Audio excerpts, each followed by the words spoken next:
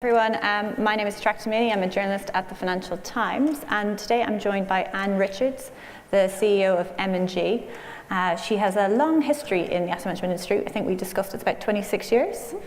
And now she manages or oversees 285 billion. So it is a big asset manager. And as probably most people are aware, there are very few women in the asset management industry that holds such a senior role. So on International Women's Day, it's great to have you here. So I guess maybe we'll start at the start. And your first job was in CERN, and you also applied to be an astronaut. So how did you, well, tell us about the astronaut, and then how did you end up going to become into the asset management industry? So I was very impressed that you found out that I did apply to be an astronaut. I'm not quite sure where that sort of crept out the woodwork from. So I studied electronics and electrical engineering, and when I was a student, I went out to CERN, to the European Laboratory for Nuclear Research as a summer student, and worked there. I loved it, and then applied for a research fellowship when I graduated, which took me back to CERN, to Geneva, for another 3 and a bit years. And it was when I left CERN, I decided I didn't want a career in pure academia, in pure research, because I wasn't a physicist, I was an engineer, and I was surrounded by all these amazing physicists, and I decided I really didn't know as much as they did. So I came back to the UK, and it was when I came back to the UK and I was trying to think what I wanted to do next, and I had come back to work for a firm of technology consultants in Cambridge, and I saw an advert for the Juno European Space Programme. And I thought that sounded quite fun, so I applied to be an astronaut. I didn't get very far in the process, but they sent me a T-shirt, which I thought was a good consolation prize. But from Cambridge Consultants, I then went back to France and did my MBA. And it was when I did my MBA that I discovered financial markets, which I'd never opened an FT before I did my MBA. And I opened an FT for the first time, and clearly was hugely impressed by the journalism there, and I fell in love with financial markets, and that's how I got into investment management. Yes. And I've read it ever since. Good. Everyone should. So M&G, as we've said, is a big asset manager. What are the challenges of running such a big fund house? Well, I think there's, we are a people business, and in a people business, you are always conscious that there are many things which go on internally and externally which have an impact on people. So you've always got to try and make sure that you are carrying as many of the people around you with you as you go forward. And that's true at any stage in a company. But I think in the asset management industry, there's been so much change in the last few years in asset management. There has been so much change in markets that I think one of the challenges is simply how do you manage to do what you need to do for clients, which is all about working with them and continuity and long-term relationships, and at the same time respond to a changing external environment. And I think it's getting that balance right of continuity and change that probably in the round is the biggest of the challenges that we have. Okay, and so the asset management industry has been in the spotlight for the last few years, especially in the wake of a big FCA report last year into the industry. And it was quite critical. It said it thought fees weren't particularly clear, various other problems. What did you make of the report?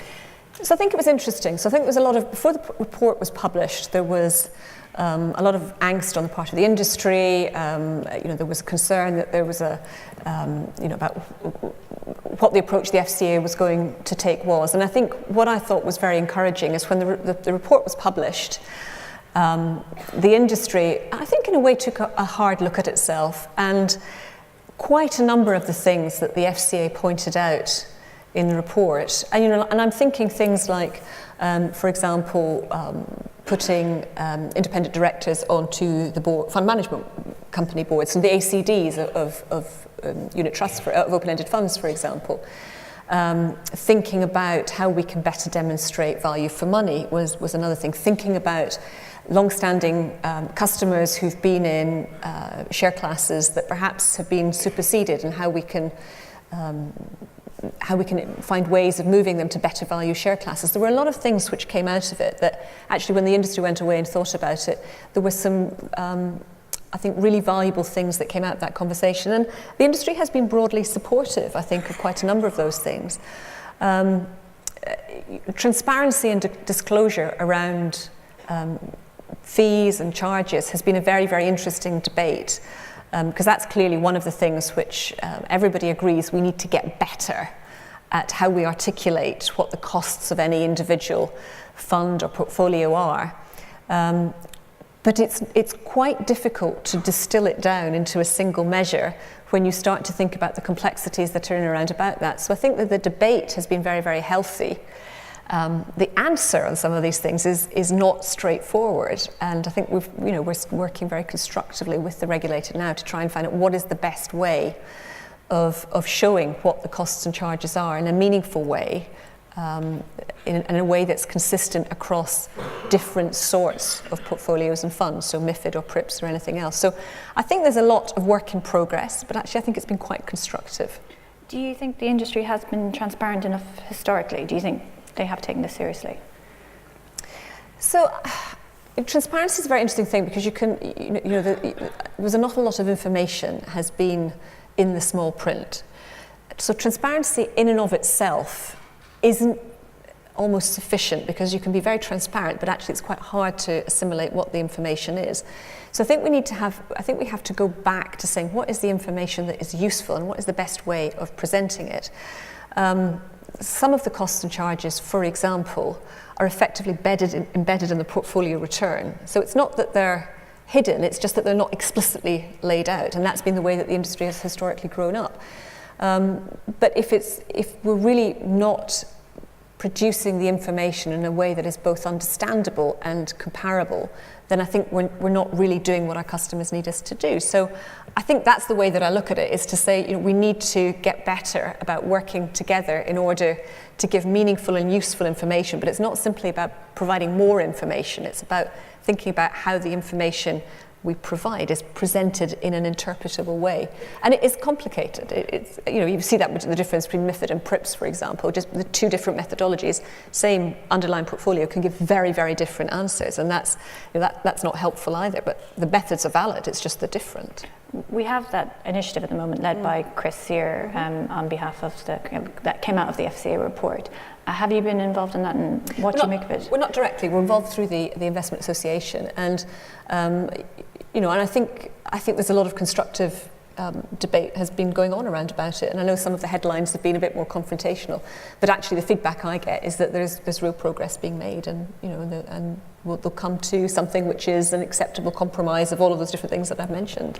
And do you think that is the solution then? Because if there is a standard template that everyone reports through, or that you get the industry to agree to report through, then you have a kind of a set way of reporting fees. And I think that is a very desirable aim. I think we have to just be reflective of the fact that different sorts of portfolios which are trying to achieve very different things might give you quite different answers for quite legitimate reasons. So we need to make sure that if there's an overarching methodology, that it is consistent, that it makes sense for everything that's built in there underneath that.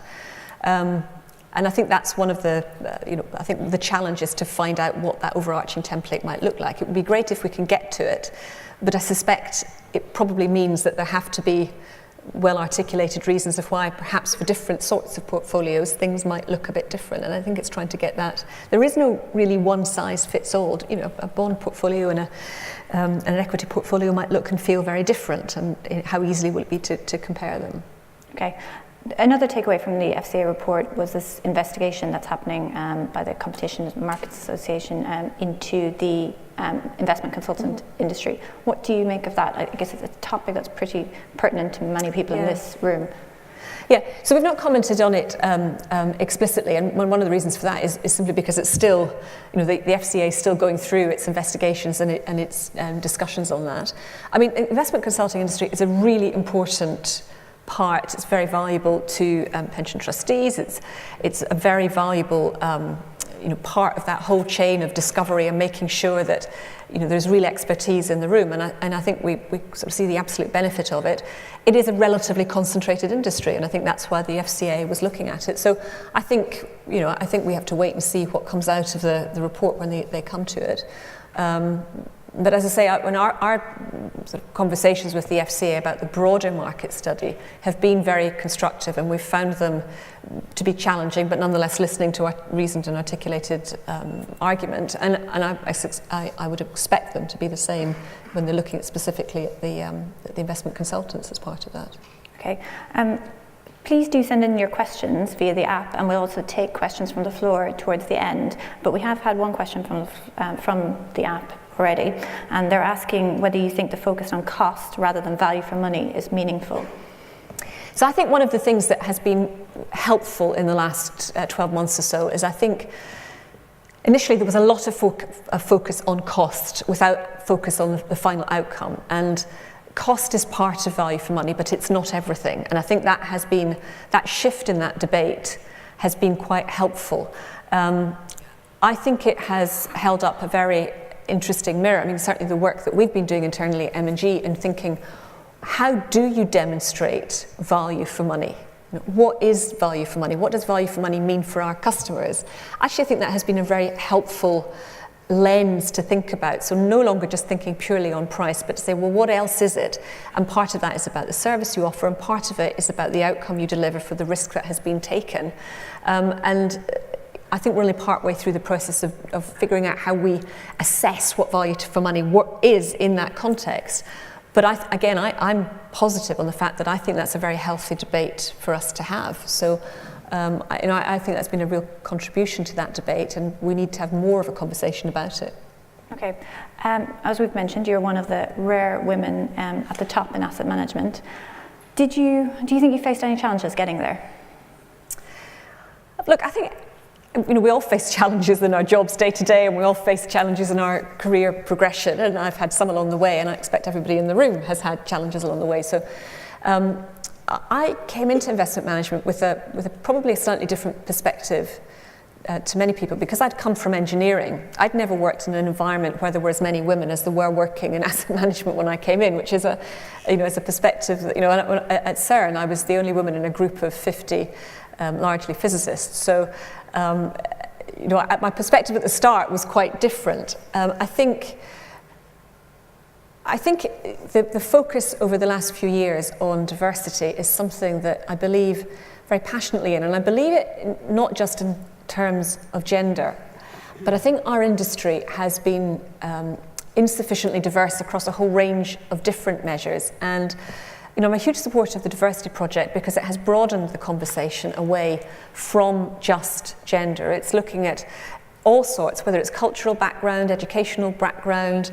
Some of the best fund managers I've worked with didn't go to university, for example, and over the last 15 years or so, we've tended to bring all of our young people in through graduate programs, which are fantastic, but nonetheless, that's not the only route and shouldn't be the only route into fund management. So apprenticeships are something that I think have been a fantastic reinvigorating of the pipeline that we all have, and I'm a huge supporter of that. So I think we need, the biggest challenge for me today, I think, is to get everybody in this room to embrace the concept of diversity, and just to think, we all know, we can see that our industry is too male dominated at the top, and we need to change that, but we need everybody to do that. I can't do that on my own. Even the other chief executives can't do that on their own. We need everybody to embrace it all the way down organisations, and that's always my request to people. Let's think about how we can broaden our industry out so that actually we're more reflective of the people on whose behalf we look after their money.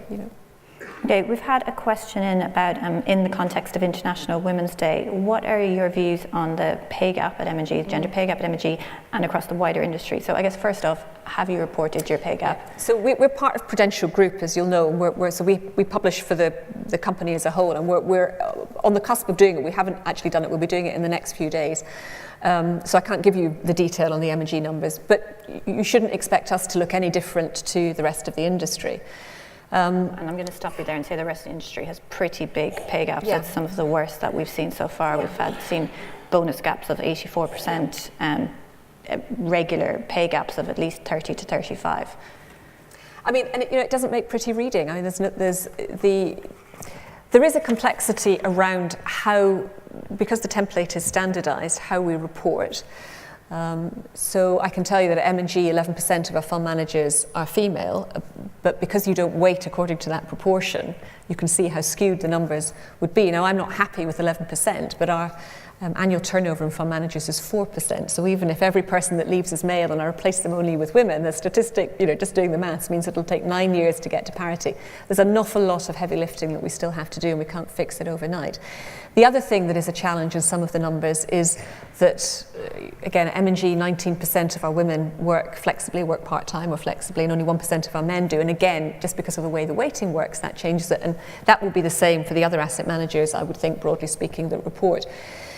That this is to explain the numbers, it's not to defend the numbers. And I think I applaud the government for putting the focus on this, because unquestionably it focuses the mind of people that we need to do more. And we need to do more in terms of bringing people in. We need to do more in terms of mid-career returners. Our mid-career returner program has brought 22 people back into the workforce over the last 3 years or so, who'd left the workforce, and more than 70% of those are women.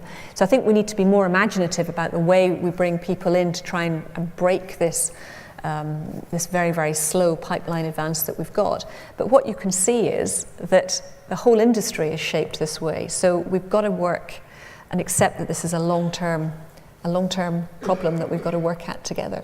Okay, but I guess, so over the past year, we've had the Me Too movement, the Time's Up, the President's Club. We've had quite a lot of stories around harassment and discrimination that women face. FTFM did their own survey, which found that huge numbers of women are reporting both sexual discrimination and sexual harassment. Do you think that the industry, one, is doing enough to tackle sexual harassment, sexual discrimination, and two, could we have the same kind of movement? So you said huge numbers of women are reporting harassment and discrimination. I mean, the huge I might challenge. I absolutely. It's about 70% say they feel they have been harassed in the workplace, and about a third say they have faced discrimination. So look, I mean, they're horrific numbers. In terms of what I have actively observed, I have seen it. I have seen relatively little, and over a long career, I've seen relatively little of it directly. I think, the President's Club was a classic example where you see absolutely there are still places where inappropriate stuff happens, but it was also quite interesting that there were relatively few, large corporates who've put a lot of emphasis on this, who were seen on the, and it was a great piece of investigative journalism by the FT, by the way, not to be too complimentary about it, but it absolutely was. I think it shocked everybody. So you can see that there are, I would never sit here and say that it is perfect. I do think it has improved. I think the numbers that you quote are deeply sad. It wouldn't be my experience of what we've seen. So I think what, again, we need to do in all of our organisations is work with our management and make sure that not just in the C-suite we are talking about change and enforcing change, but that all the way down the management structures we're making sure that whether it's through HR lines or line management lines or anonymous helplines, that people feel if they're subject to harassment, if they're subject to discrimination, they have got the roots there to be heard and to be taken seriously in those concerns. It's certainly what we try and do at M&G, I think it's what most of the serious companies try and do within their own businesses. But clearly, if those are the statistics, it's still not good enough. Okay, so this is one challenge, but what are the big challenges facing the investment industry in general over the next decade, I guess? So over the next decade, I think there are a few things which are, first of all, in a market sense, we've had 10 years post-crisis of extraordinary liquidity through unconventional monetary policy. We've been in a world of lower interest rates and lower inflation than anybody ever imagined we would be in for this length of time post-2008. And we are moving into a new world. It's a new world in terms of central banks moving to net issuance rather than buying bonds back in the market. We've obviously got a new leader at the Fed. We've got the spectre of protectionism and trade wars coming out there. So if you actually look at the market backdrop, there's some pretty interesting things that are going on, which are taking us probably into a new phase of markets from where we've been for a while. So I think that's as a backdrop, I think that is quite an interesting one.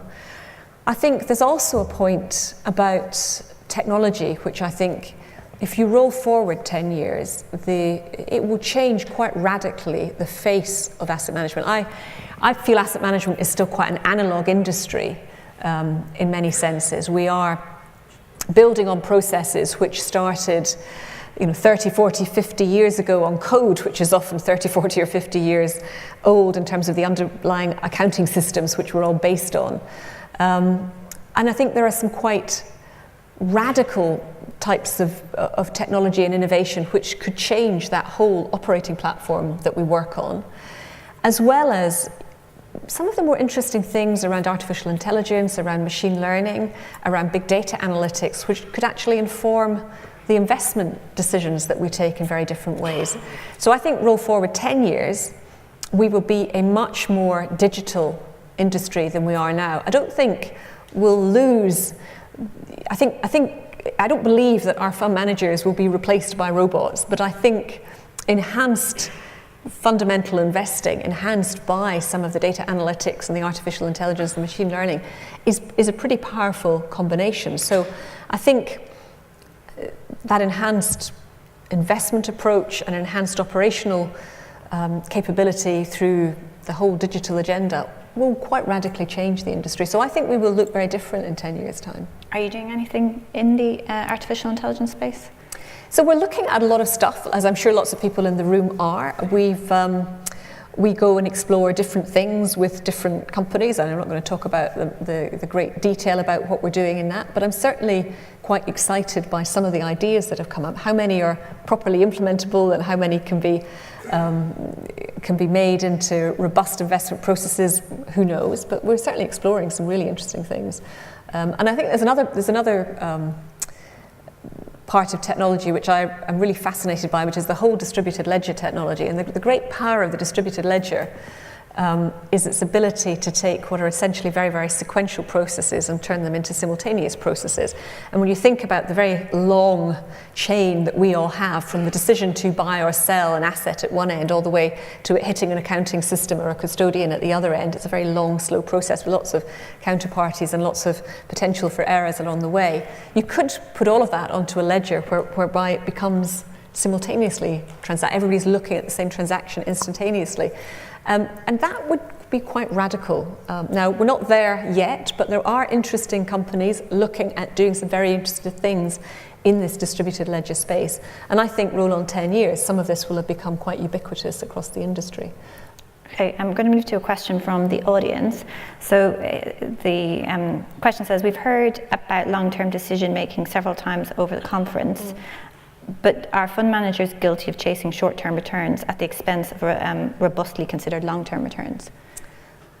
Yeah, the short answer is sometimes they are, yes. And I think the daily liquidity can be a curse as well as a blessing. And the temptation to do something because you can is always out there. I always think that's one of the interesting things when you're investing in less liquid assets, is that you have to have the discipline of making sure that you get it right first time, because once you're in, and you have to see it all the way through. So I think there is the risk in more liquid markets sometimes that it is too easy to get buffeted into short-term action.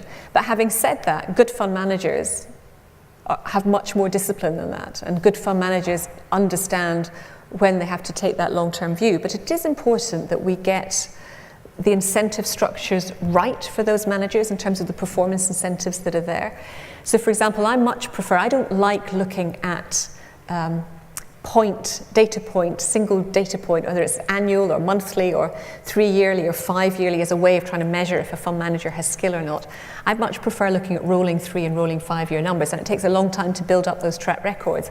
But by taking out the noise, And by allowing your fund manager to understand that you're taking out that noise when you're trying to work out if, frankly, if they have skill or not, it does create, in and of itself, a more long-term approach. And for those of you in the room who are pension fund trustees, if you don't look at rolling 3 and 5 years, I would encourage you to do that, because it will give you a much, much more longitudinal view of skill or not, and it will take away that 1 quarter, which we sometimes see bumps a number up above or takes it down below a particular performance metric. And actually that's not very insightful and not very helpful. So I think there's definitely something about trying to take that long view that really helps the assessment of that. And when fund managers know that you're doing that, it encourages them then to take the right decisions on that basis too. Okay, interesting. Are there any questions from the floor? If there are, just raise your hand. Okay, we'll go to some, we've got loads on the app. Anyway, so I guess following on a similar topic, how often are pension funds asking you about ESG issues, company engagement or other aspects of stewardship? And do you think this is something that they should focus on rather than the 1, 3, 5 year performance?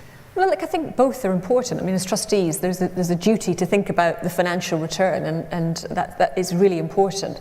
But I think the way that the ESG agenda has become much more mainstream, and the UK has been part of leading a lot of this, is hugely important, because I think what the increasing recognition is that non-financial measures of performance, that are in the ESG agenda, are very often just not financial yet, because actually quite often they come out in the long term if a poor ESG outcome eventually often leads to a poor financial outcome. So that short-term versus long-term thing. So I think that has been fantastic. And of course what we're seeing now is even a deepening of that. So it's not just about screening companies and engaging companies on those ESG metrics, but moving one step further and actually thinking, well, we want to go further than that. We don't want just to invest in companies that score well on that. We want companies who are actively thinking about how they can make a positive impact. So we're seeing that increased focus on impact investing, which again I think is a really positive trend. So I'm really encouraged by how increasingly these measures sit side by side with the important financial metrics, which of course at the end of the day we're trying to provide for people's long-term futures through pension funds or other mechanisms. So this kind of feeds into, this question feeds into that as well, and it says, how do you balance the need to be seen as taking a long-term view in a world where disruption is shortening the return lifespan of assets? Well, I think good management teams are. So I suppose I would challenge a little bit shortening the lifespan of assets. They might shorten the lifespan of assets, but on the other side of that, good management teams who are alert to these changes that are going on in the whole innovative backdrop, it does throw up new opportunities to do things in very different ways. And so I think the kind of whole creative destruction, I think the whole idea that actually you want to be able to work with the companies that are able to take advantage of it and allocate capital to those companies is really important. I mean, it's one of the things that active management should be very good at. I think it can also be about long-termism. It doesn't just have to be about short-termism. I think you can shape companies over a long period of time, and good management teams can do that and take advantage of the disruption. So we've had several more questions around costs and disclosure and transparency, probably unsurprising from our audience. Right. And so one of them is, will the costs from complying with the multiple regulatory changes around costs and various other regulations be passed on to clients? So I think everybody is working, we're not sitting in a world in the asset management industry where we think raising fees to clients is something which is high up anybody's list. I mean, clearly it's not. We can all see that. So I think the onus is on us to think about how we can find ways of absorbing those costs. But there's no doubt that regulatory and compliance costs are going up. And the increased, MiFID II has been a classic example. I mean, the increased costs to the fund management business from doing that have been quite substantial. So we have to get better at thinking about how we get more efficient in our operations in order to be able to absorb as many of those costs as possible. And I think that sort of efficiency drive on the industry, it plays back to what I was talking about taking advantage of innovation on the digital side to actually make our businesses, to get our businesses better able to respond to multiple different demands that we see from multiple different channels in multiple different now parts of the world, because we are seeing an element of divergence. And again, I come back to MiFID versus PRIPS. I mean, you're seeing divergence even when regulation is coming out of broadly the same place. Okay, any questions from the floor? You're very shy today. Does that mean you all had a very nice big lunch? Lunch is yet. Oh, we've got one question here.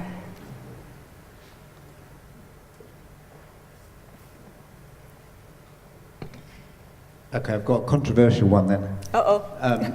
Can the industry ever offer value for money when the business models are such that over the last 9 years, fees have gone up 15-20% per annum for the last 9 years, just by the virtue of the fact that assets have increased in value, and there's no fixed element, and there's no real relationship with costs? So, I mean, taking that sort of slightly broadly, I think one of the things that I have wrestled with more over the last 25 years than just about any other is what the right fee structure should look like. And it has often surprised me that at the end of the day, most customers choose simplicity sometimes over what you would think would be a better economic alignment of interests. So, for example, I've had relatively few clients over the years a relatively small number, who have had a fixed sterling amount as a base fee with a performance-related fee which effectively took into consideration outperformance. And you would think that economically that would make a lot of sense. The only clients I've had who had that structure chose to go back to a straightforward percentage of assets under management. And likewise, when you look at a straightforward percentage ad valorem fee versus a performance-based fee, my experience has been over many, many years that more often than not, clients choose not to go for the performance fee rather than the straight fee. They prefer the simplicity of the straight fee. So I've wrestled with what actually do people want, and the more you get towards alignment of interests, the more complex it gets, because markets can move, outperformance can move, all sorts of other things can happen. So I wish I could say that what the Holy Grail was, but I've not found it, and to be honest, it's not for want of trying. Now I know there are other, fulcrum fees have come back in some domain, and we'll take a look at that. But all these things are more complex, and people do shy away from complexity. Have you looked at performance fee rebates for after underperformance? Yeah, but even in those structures, I would say even in those structures, and I've worked with clients who've had those structures, there is this, it's a visibility in advance versus a cost afterwards, and people have different utility curves on this. So I've had those fees, I've had all of the fees that I've just described, but on average, no doubt at all, people move for simplicity. It's complicated. Okay, we're pretty much out of time. I'm going to read you one final comment and get a one-word answer from you. One-word answer. It says, isn't all this focus on cost and value for money simply due to the fact that asset managers are paid too much? With your background in engineering and other walks of life, would you agree the financial sector is overpaid?